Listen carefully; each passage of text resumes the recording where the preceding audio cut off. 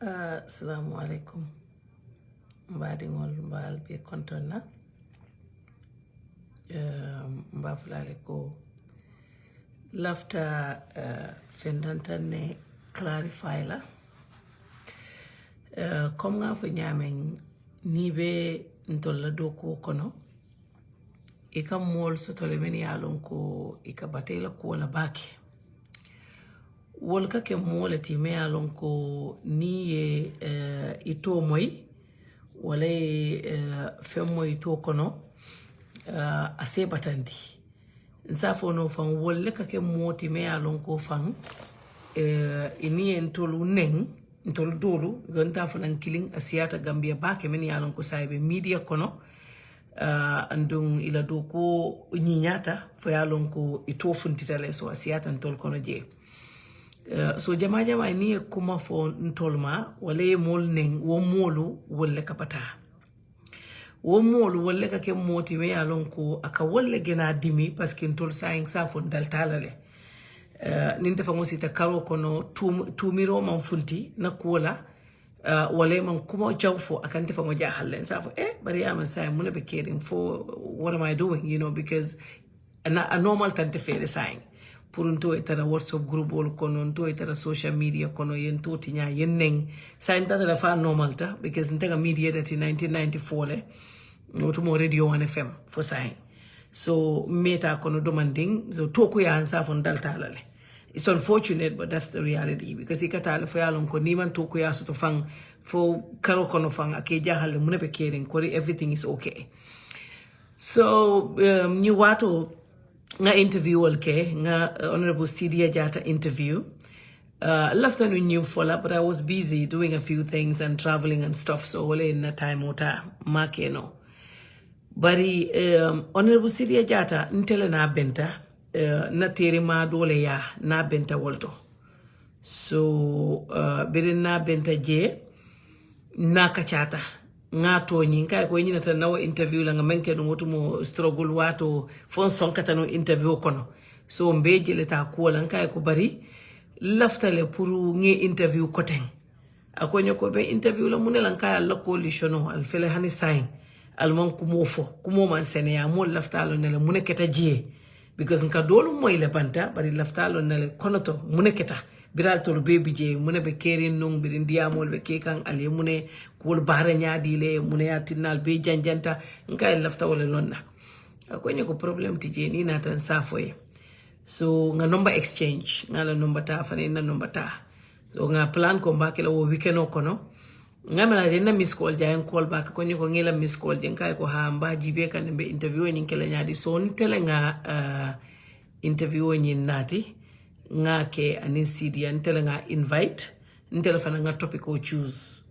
I know there's a lot of topics that everybody wants us to talk about, but ntofana doko is not like that because when you do that you're dictating us.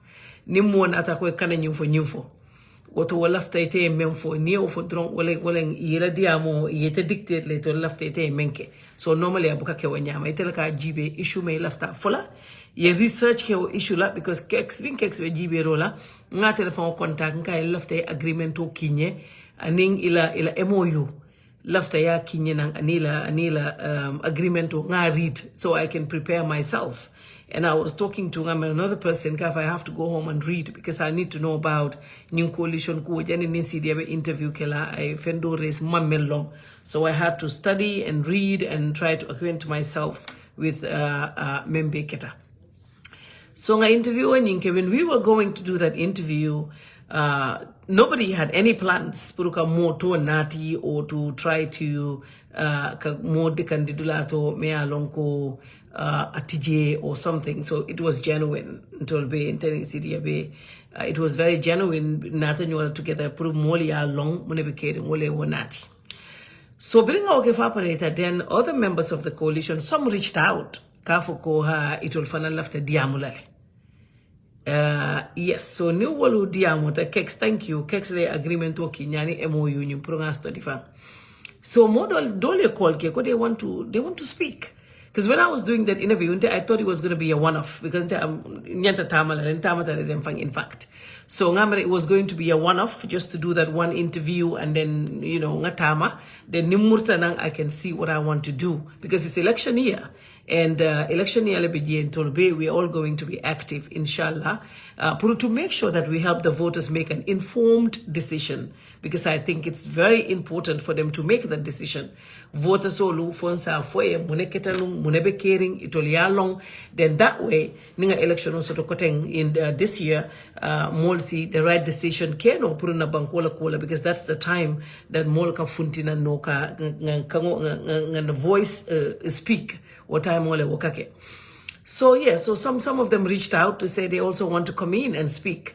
So I discussed with a few people. I have friends, but some of them thought no, no. But then it would be censorship because that is censorship. As long as natara mari nyama tolem, like mentally amankendea, I understand that. Wala natara mari abinala ina banin di rola, that's unacceptable. No journalist should entertain that kind of thing. Pureta mo nati me alonko is mentally not okay. Yo nati media to wala me alonko abinabe banin di rola kela. Wof category full ite nati nola.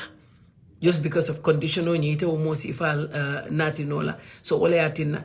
So nyimo laftanala, I asked them to come. I happened to interview another person, Majanko, our interview. The rest, we have appointments, but we could not make it because, like I said, and I thought this was going to be a one-off interview with me and Sidi. I never thought it was going to be like this. Dolbina, I reached out to a few of them.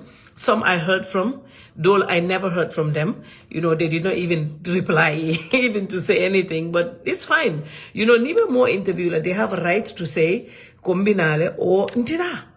And near more not platform to fund, they also have a right to not answer some of the questions you're asking them. Will be jail, so will be able to do kono. So left a man for the drone, well and co. Especially in Gambia, media work there is very, very sensitive, and because everybody wants you to be on their side. Just because you have a following, mashallah. So because of that, mobe lafta ni be ata to follow like kuma dimati isaje mol menugete no mo wal sate follow. But if I do that, nte fair la mol fe, because my job is not to tell anybody ko avoid jana kana fa nyindo kana fa nyi. As of now, mtenyanta menkela wolen to bring that information out, then the people will be able to make their own decision. And say, okay, based on kakumol menu moy media kona ning gambenol menu kadiam ni vox pop ke nte lafta faile nyina do ko de wala ente nyabo nyina manifesto de abe menkela planol menu soto gambia wala ente nyabo nte be do ko nte be carte o faila wala mun tolla do ko ti ka be funtindi kalandale plateau kan ka fo okay UDP tafele Baro tafele Halifa Sallah tafele Dr. Cisse tafele GDC tafele Maifati and so on and so forth. Wala muntala do ko tika belandale altole ajibe. Journalism saying fanang a falintale because fenjama falinta dunia ni ajibe bring American election no nata. CNN outright ya tandile itol Democrats mulemuiti ka wole support. Fox News ya tandile direct itolu Republican mulemuiti ni aji akata nyame. But if you decision let me alone ko mo fango itela kata imafoko itafala ko CNN ya nyineke ifanambe nyinekela. You do what you want to do because dunia muwalti mo itela tamu ifangoti. You should be able to decide for yourself what you want to do. Wala na ale hakilo di mola. So ntema decide follow at this point in my life. Kafuko ntemi nyimpati lebita ninyimpati ma what decide follow because politician no ntenga menje la kuoto politician no ifangodron. Until we can be here talking till the cows come home. But at the end of the day, politician no lafta menna wala ate fangoti aning ate lafta menna. So until natale after coalition 2016 experience, nga men Dutch aning Gambia no be men Dutch aning the disappointments that we all went through. Ntenga decide loko sai I am not going to throw myself up on any politician. Kafoko ka bori mo noma I am not going to do that for any politician. Nim mo be of sotolante bulfana abata lentele pareta laftala ngoke. Because adutala no wati sota no na media fango mo jama fam foy ka fa nga boycott. Abeketa janne. ikalinga boycott media dolta ko wala no wala betiata wala fango ya no even though ntebe nyin doko ko no biringa school bang from high school 1994 straight to the radio bari wo time o be ko mano and one more kabiring election miduna coalition kono aning be struggle kono wato menna nindia mutafang iko ntele mobe bay diamola ntela no mobeti but after call falinta ninga baroto fo e kakanafo birinte be funti la mba fo la barola ko ngaje te ninte na ametale e kakanafo ninga fo dro mol fo kambane ibe mfama nenna ibe na sukono mol be nenna nga beta so to sa ninte falanta ta fonga na media ndingo ala baraka do mandin duga ko na emma koy faceleta do mandin nde falante sonna politician ya tinya.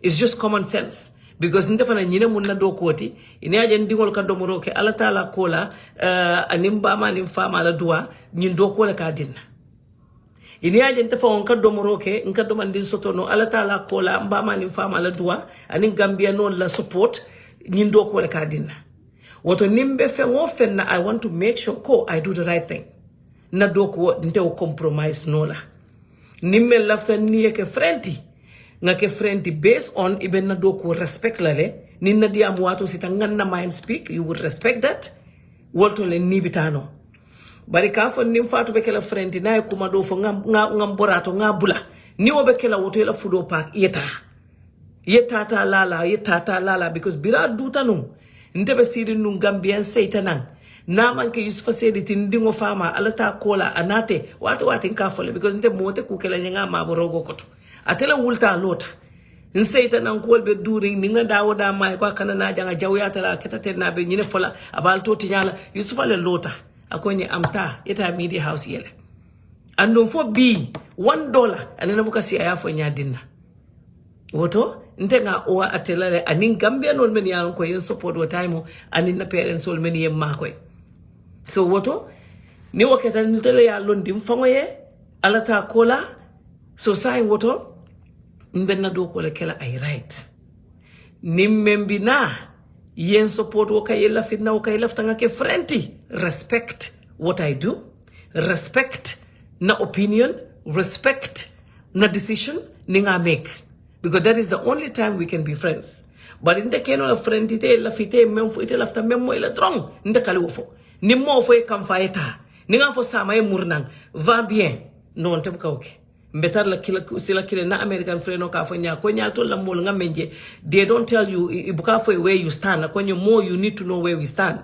nimbe kala friend nga ke friend ninte kala friend ta bigon tol be ni friend man na nga mol menu be mit nge mit janne bari nte la do ko mbe o kala le you know I'm sorry dolu te la filala abe dolu dimilale because momo lafta men na everyday ta moyla president baro lafta men na ka mo to maybe because malong alafta men na malong because na man si na man kuma fo na man ke birana tan tata no sere yon nga midje bari wato dol nga kumol fo le men ya lon ko apparently I'm sure because hana ma moy mol ba fo la ene bari what happened after that life goes on so hanin na freno muiti inyake mba fo le mba ni nyanta fo la be fo la le Lamin Jai ka mola ko safele men ya lonko they are very good friends of mine ninga jen kamalu bari nena mantate Lamin Jai sindi nga fa muna ne kanyi safe ndamana okay because ndela latala ngana do ko sika ngala nda bulo kono woto ni lata mola ibe la le ya to bulo atebe men do ko la ayo do ku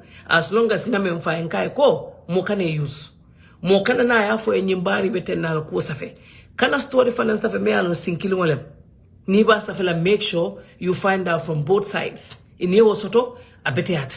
Then you can go ahead and write the story. So but in telafila men na wole moben dictate la because ngaje le molba fala there are other issues talk about them talk about this mote o fala ntoli nyanta men talk about la ngalone. Drug issue is a very serious issue.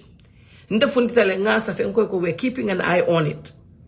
Nga fo en ko ngalone ko drogo mufle. Some of the drug squad people, they reached out to me. But we want you to come and droko nyintandila bedame ita jibe. Ya appointment din nafang. But in a cousin fatu Camara dingo nata bang. So biro oketa man natano je asamo ilaftanga tafanang wata American ambassador receive kam mantano. So obe muta felen tamata. wala na mantano je but it all they reached out iko nyel laftale na jibe in fact from welda manole bunda weld chabo fangote bundal ngoy bari welda mano na wel ko lita weldo nyum bondi no la suto ya fix mbeto nyika you know ni o be foje so ntolbe men investigate la nimbe men do kula ntolbe o lonkane because ntol ntete because ntete police piaro mama ne diamuta but I have a team timo bi jele men yalon koy nim police piaro ka diamule na jartala ni nyanta momo contact le hani ni mo coalition o modol fama da number la min jayle mako to fa e dinna men man call men man richard pour nge call so what we have to be comfortable with hearing stuff that are not that are uncomfortable because watu kuma dima nika o moy abuka mo mako wala tina Taiwan imalla fi compliment jamala birin tata nunje ya fonye ko tol bukala fi wala sate watu you are this, you are the best in sliced bread, you are this. No, it's not good. Sometimes we have to hear things that we are uncomfortable with fonsi wala fana moy because wala kam makoy so when politician no lana mo ba fala my important wato TRRC my important ibina fala nya haye mo le faje but you have to know from what happened in the past to be able to rectify your mistakes in the future nkanadu election ole kono so ninga lo membe caring ninga wolong then nsinalo no mbe ko sambala nyame because you have to know first muna keta then more men ba fo kan coalition ko kote ni wol paletan sinalo no so nte tamatale ni murta mo lafta diamula mbebe invite le lena ina yela diamo fo ngan disappoint le ni aji modo le safero ke ka fo ha imanya na mol invite la platform ol to kenyi nin ka question o do lanko are you kidding me maybe nyanta mem fo la Gambia la political maturity that's what we need to work on koni mo nata e diamu itanyanta lonna lako be men fo kante maybe amantare tinya kande but if ana men loko fo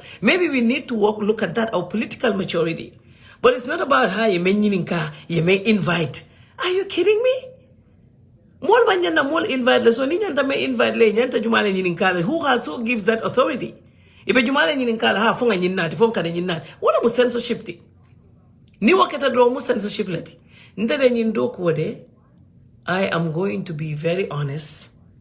Nga fu mole ni membeteria mutala nga muta ninta mutala nga tuje. Manta Adama Barrow nyako no jibe lala. Manta with all due respect to him. Manta Loya Ousainou Darboe nyako no jibe lala with all due respect to him. Manta Ahmad Bah nyako no jibe lala with all due respect to them. I respect all these people. As great men and women, I said to Turenyol, ye ku contribute le. Along the way we will have our issues with them, but they contributed something. So I will always have respect for that. But I will not hold them accountable. If there is any issue that I want them to clarify, mbe contact la nga diamo nati. Wodi amo dum faye molu sonkandi, fama molu sonkandi. Ntemalo. Men lafta sonkala isi sonka. Wobe buluje. Men lafta nendiro kala isi nendiroke. Because nendiro bota dameng. I have a hold. Pasinte momo ente long, ni momo ente neng, and you get away with it. Along ko ntele tuje. Ntela nga jibe nko no imanjera. Ntela nga jibe nda korta ko no. Maybe mole batinna nga o mole ko jibe onte fa nga ngamre nyanta wolon na bay na. So wala mo kana fo be mo fola abe mem fola aning ate mem fola. Mo be right soto le wane ko democracy. America kono ja wati nilla min jay safo. America la news ka Kenya men komo e kumo dolu fo Trump e jang. Anderson Cooper e kumo dolu fa e jang. Dan Lemon e kumo dolu fa e jang. Nilla min sita ngaw fo nka ko yalo men keta ko ha nka na culture lete kilinti. So on tolte dolu fo no la ngawolon ne. Bari ne journalism jibe to law ma fo la Gambia ta is very mild. Mbuka fem fo. Senegal jibe men ka foje. Sierra Leone jibe men ka foje. But the president made biwa kake jelol ti fang wolum me media inva ka fo ngaji la lemenu safe al ka fo ni coconut head al ka fo teng ani be jelol la fa. Woto Gambia media is very mild because ntol ka menke mbele denta. Gambia ni moman den nun konyola. Al denta dara lale. Al denta study adama lale. Al tol be mu cousin leti wala al denta school lale. Ntol Gambia bebe tenne. Nini momo dia muta ila uncle lone wala ila sister lone wala ila brother lone wala molo wala kan tolla do ko jimbe ko lendi but we try malafi more disrespect like that is never our intention Kamo killing disrespect politician or konaman ta kilafang, because that's not what we want to do. But to say ko you will bully us into silence, purungan day, so kind of for that is not going to happen, and that would never, inshallah, that would not happen. We will speak our mind. We will continue to hold our politicians to account. We will continue to hold the government into account. The government is there already, but these are the politicians who wants to win elections and come. So we are going to hold them accountable. Whether it is PDOIS or it is UDP, all of them, we will challenge you and get you to come out and speak to the Gambian people and explain stuff. Then that way they would know if they should vote for you or not. So whatever, Lena. So that is not going to change. That's why I decided to come out here today and tell you that the interviews that I did 2, and I will do more when I return, inshallah. Because a lot of the times people are like, I think you should have a show. But once I start and I say something, or the person that I invite said something, and people don't like it, and then they start talking, oh no, I don't think you should be doing this. I think you should go after the president and go after the government. We will go after the government when there is need. You don't just go after the government because you want to go after the government.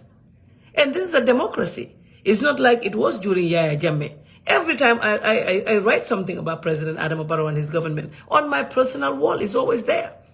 And Fatu Network, the editor writes stuff. It's there every day. But you cannot tell us, don't talk about this issue. Talk about health.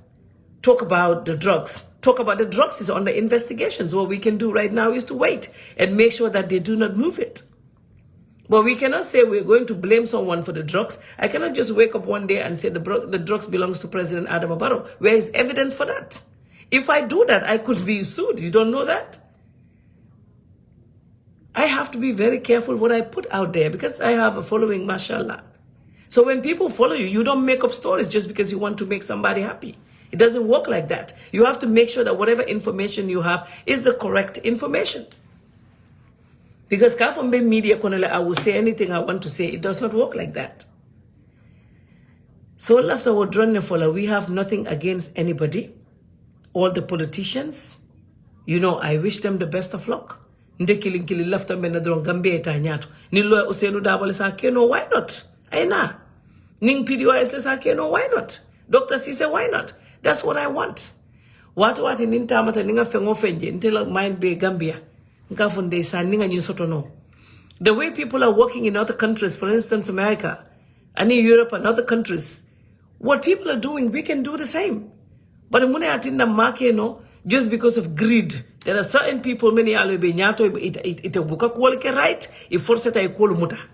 Watu atinte kafule ninte munung Adama Baroti wala mol menu babala. This millennials nindini ngol meni alon ko be Gambia je seita. Ye doko no bakele. Walka doko ke lamin jaji ba ka doko ke nyame. Mbe wolle tala nge surrounding fa wala nge pusi ye mako ye banko samba. Because that's how it should be. But in here mo na me ala mando ko no wakata na monela office politics ngolun kuma mesew.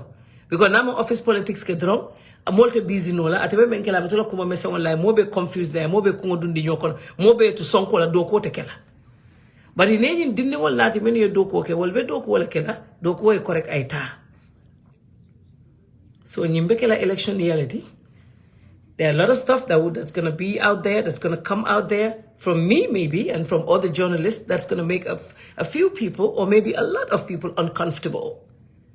But I guess you will have to deal with it. Because at some point, we have to tell each other the truth. Election ole kana. Ndesino la janga ndingo mutabile, bikadile, ntanola. Because we will not be honest to ourselves. We have no problems. Nim moma any problem soto, but the job has to be done. I'll tell Beka Funtila later struggle wato sanji lulu mbesiri na bunkon. Mukata doko la tukulor si alon. Lundo ngandi wal soram bunkon meeting of Washington. Niwo dingo me lawyer nung boyo ni membe nung prosecutor le nung Gambia. After yaba nung doko la lawyer usinu dabo nyon la case. Anata nga samba Washington. Nyanta high profile meeting of soto la nate. Puru lawyer usinu dabo nyon la case. I explain Washington.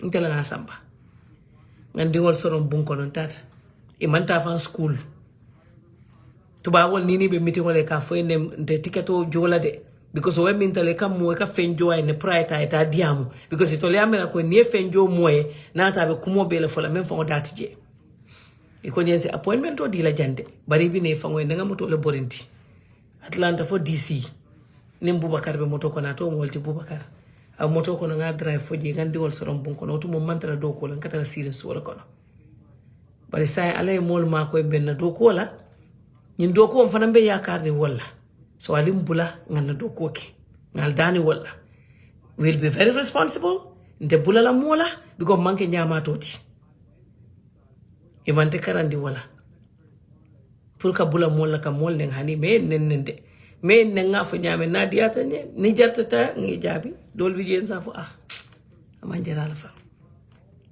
moyal ne ka sila kay no wonte nim baba jame benta Gambia na nyoje nga fe ya fanga na bagola ninka inkana kelola ko ni kana keloki na diamuta o fango ko ba fala mulan na diamuta nte bere baba je inte la ko mo fa enen nte fango be fenkoto front row nte fango nata fo nyaato mo mallo nyaato de because mo be tata ko man aka mol ne de ka get away with it but inte ta lotale nga 24 hours ta ngante o city lota nata nyaato to nyala modo lotan fele ngelon ne bari bireni baba jamin tanga men fa en kay ko na mol be menu be block be on block la because wol fana mun na moleti akonye ha so wotonte bukata ngani na mola bari dunia fana nini mo benta ina e kairo ke mamaro mu problem ti because amanna nombata mala nombata amanna ya mantaya bari kairo ni mo mo opportunity to ni mo aso ina aso to be ndeni pande nga kele jelleke nga kero bilare yendi yandi because I didn't force cousin or mu cousins I didn't force cousins many along ko bama adim fama bakini fakile nga bila jenne yendi yanda samo nga muraka woto nini momo si diamu no nasi diamu na en nen koten sama nsi funti koten ngante o siti ni ngaji ka jarta nyala nsi funti ngante o siti bari wala na tara na yake momo le itafana ye funti yelo e fangoy tumado ba to bari ita expect la ntenga tu sonko la drong ni pareta to lesi ko na to be jibero le ko class le be to le to buka sonkante I don't believe in class ntema la class la I don't believe in class fele mole kam ko banda kala afta dia mula nyamba to na man call 1 minute ngana ntema la class la I don't believe in it lundo la ngaje mola sa Facebook ha fatu ka banket na class ntema believe class la ntema la wala ntela ko mo you should just be you be yourself e momenti e wotandi ya o menu la wole dingolti ila family e ba mañol abanta menu ke follow show them respect because now tol tente de futala bedame ani Allah ofana is a fact so walem drom so alinga doman ngalon ko mobe bela doku wala doya tamuta jang nkana nyola doko tinya nkana bula nyola just because mobile doko until we have respect for every politician even the youngest one Dr. Cisse ngama telling I have respect for him. Doctor is a good friend of mine but in nan fundita le si enko ko alto le profen ko you're doing great but ngama na destale I said it nga fo enne ya ta nyaawo nya nte na mind for doctor endun doctor amunna friend lati but I find out what I think. And no hani President Adam Barrow na nyini kala particular mafla nga me mira. Oto walem. Mo moyla do ko continue. Mo kana ku GBJ. Ite men kadia ngalo ni tembe mabori fake profile kono ko ha baba jay mo leneng nte wol malundile wonna Afrika diamo. Baba jay tela moje leneng ite mo na kewto. Ayete la moje leneng ite fango ite mo na kewto. Ima fenki je but nte muso ite ko ite muke wolti ma bota fi profile koma nte muso nte lota nyaato la ngam make sure nte tay dang ikaite la mol menu neng wodandi bang ite taw keno la barika tara koma mol te sonna wala ko tem because gambe nga kuja maleji 2016 nama momo karandi 2016 nte graduate ta wonto gambe politician of 2016 wala nte graduate ni dolo fo nini benta fam fo ka fo mansute abekata gambia ye mobe bula ye mobe bula par mobe fango kungo sa entol na tambe na doko wala iko ngana doko fana tuje nga bori kote nga bula politician no makote ni winter kote tela hajo ndabe na doko wala de politician winter ni lafte fatu network sono ine ya soron fele America je ya be jam fanan ne de insinna media ile jandu wala gena ka dufan because ni ya ile jandu wala ba fala nya soron insinna nga ile jandi wonte sudolu be mbulle ya be sene yonde nim futatan stage ya be Senegal nim futatan stage ha Macky Sall ma la mole te bari nga ma fanan na mole ndu nimman ku ke me alon ko ku jawlen mama na be mbayndi la mbonda ya so bari ali ngam ñoo bula drom momo ila do ko ke membe ben kala yake ali mol accept wanyama nimbe kala frenti ngake frenti ninte kala frenti woto nga ñobula bari na do ko lafta momo lafta ne na do ko respect na decision o nimbe ben kala yewo respect ndebe men na nga wolonni ngaje de modol be jiatis yalla abenu nji yalla ndiro tandina o benten nen na wandi comment o leto fine nani mbenta nen na because mom to scala but yalla sometimes kala fi modole kontan you know isi wasi fake isi funtie mone fe fatu neng sini nenga si modol kontan ndi no problem so baba jade na bentalen na diamuta I have no regret over it menu lafta moy la ko tan ay alto ay ka mol nenne alto le muneki woto biraite mari ne te muneke woto ndeganta kala yale na benta na diamuta ano hani sama na en nembe funtilale ati fangoy wala ne biko ngaw fole birim benta ngaw fa en fo dola ka tonya kay fatu fa wala lafta no tiketo jola kana Seattle andu lafta no wala biko ninga tiketo jon tata Seattle nga commotion kala bunda to police le bina den ni na ta dro embe samba nga explanation okay o dro ne bekela mbita la bunda to nga noise baki je police le na yenna be samba mpare tan wala jele so ñina ludu naka ay di jamma so na meta mol ni mole diamo manke pro be ku yala meye dron wala mome yalon ko agenda la babulu biko nte briya ben nam fundita le lota tol menu lota nya fodan so ñol lende Aliou Sarr Fatima ani mo dan tan dol bi jewol fundita no diamo tan ta be rim banola bari nga fa nen kay nam mol me be block be bondi on bondi blocking so wala bije ali nga doman nga ñoo respect nga ñoo la do ko buña nga tano wonyama bari ka fonyete nyin ku kendo drom fontema na meta woto nga newo mutayde nga bile bi kadile nga wala yede andu ni nga wala sandira dinugol be domoro kala nyaadi le ndela do ko me alon ko dinga ken ka satisfaction soto wolto mbe o soto la nyaadi le bari ngala ne nga famande borta continue borinde kana murnande because ninga do fo wodo ninga do sa fe ye bornang abe share ninga fe do fo ye bori ni borita tuibe damen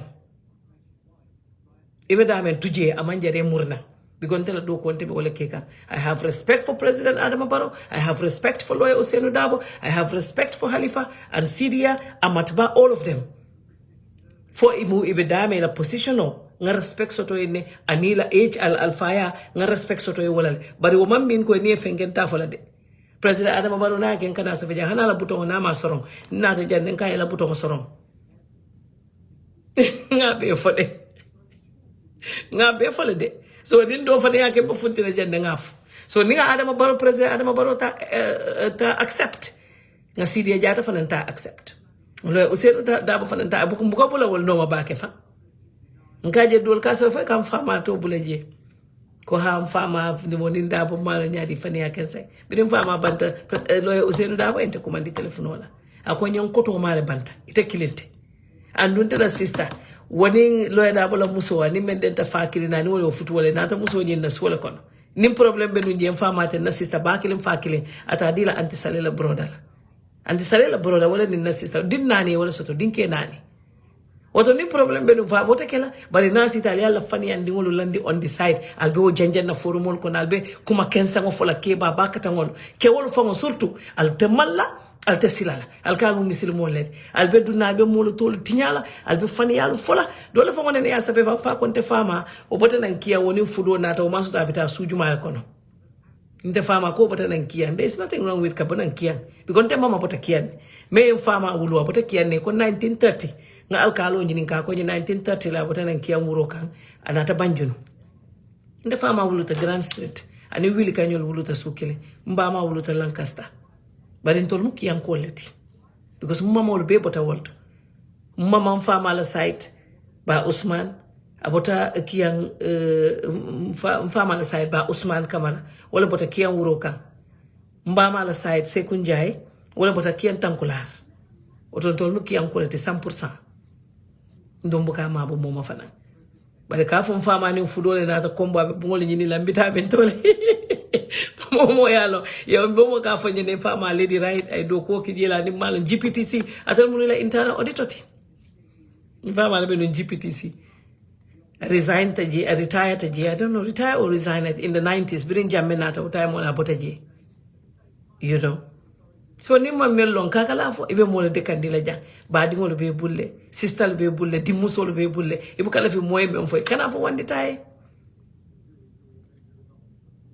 you know you can have one day fatu network is biased fine you have a right to your opinion ngalo ne NPP ko le ensa fele ko kala min jala bole ya boyo dole message o fele akola min jay bias tala obe UDP le UDP ko fa ne sa fa ni la min jay bias tala be NPP le so no problem yalo wala ku kendot ni malo be dame maja ko na tala ya fo ako ntolbe journalist o ntolbe be UDP le iyo ni UDP ko fa na tala fa ko NPP abete atale imalo be dame bari party dole buka wolje maybe foni ka fo ila jede bari buka moel but the Gambia is not only about UDP and NPP it's not about you you know so I hope we fanambe wolonale so dal be mello fola dal wolen ko mol be la do ko ke mo jama be uncomfortable lale it's election year do ko be kelale mol be diamulale to mamen to je al sata in good faith al yalon ko mammo disrespect mamba mola ikafo imal la finyen ni mal la fila I mean mo o mola to like anyone kalafi mola for what is important the job has to be done alienyo respect alienyo bunya nyin tolbe ni jamano men to ni mo kata min tol ndela freno na liaje maybe ni musolu mo fula bi jele Fatima Jabe a metale oten teri ma design fo mun assistalti ni musu do men kadi ya mo kanku na tambita wala seni male na da bita dawda na ita nyola because you know adun teri muso fa nan Fatima wala ya fa wala didama mo force de ta sa fo nyeno fa nin sita jaite sila jang bari nta ta sere yona sita dawda ka si wol da samu ne ala plateau la na sa fa ali fatu talonti 3 weeks nimman da sama lungolon si konton ayem bunya ayel di place to wanda ngamuta nala ko wultam fana ngawuli because ayen respect nyama ayem bunya nyama ta safo sa intela place be dame matu ninyi fawte dia wonana ta la fayta janna bari hani labo woni beddu naji state house fa ka fayno ko nana ta kana si banta da dun straight nin dun tan ka bunda ala straight salo kon ngata si wolto nin da sam wato sita ni da sam konto wato si ni konto Roto bunya dron wala ka moso no fengol dolla bari ka foko hanite nyum fole ne nyum fo be nyine male ne nyum fo be nyine kuma steri kam gamben ol mislead nteta o keno because ninga o ke ala fango ten support la ndunte hani la wala oto nga den di jang ha ko we omar wali wes omar ka be li fol la dai wala fon fango da be sira mo boss le tisay ko dole be siare nga bulu de na no fana ba bulu I guess he's busy but in na nyojele I think we went to a barbecue together Birimbe Gambia tenga barbecue dole tata dula dole to barbecue la yeah ala barakal tol be nga be appreciate le no it's not that we're worried about it when people speak their mind but I just feel because sometimes it's good for us to just also speak because wala fe atan to fana nga fo ya lon ko memben kono ya lon odron ne bara manke ko nka fole because of msilatale or something so nyin drone ala baraka bake ngala tay mo be appreciate memo la nanga mete mela inshallah ni nata dron be fenkol nyin continue la nata few things that topato jandron ni muruta dron be na interview wal danta damba continue la mbe to so to la programme oni yenne then be kala mol interview la it's not only going to be about the coalition dron but interfang will have an interview program me alon ko nimol be diamu lale ani ko lafta sila Gambia election yeleng CJ tol be nga do ko ke nga na mol makoy to have to make an informed decision isaje ning election onata this year on the 4th of December mol as easy fe no ibe decision no menu make la So until I think I should be one of those people many alonko inyanta role play la woto. Because mole na do ku demandingo menka contribute ya alone and it will be fair to come and talk to them. So that is the plan. But I will do this with respect for all the politicians, but that would also not stop us from doing our job. And I hope they will understand this. Allah barakabake, uto for watido. Thank you.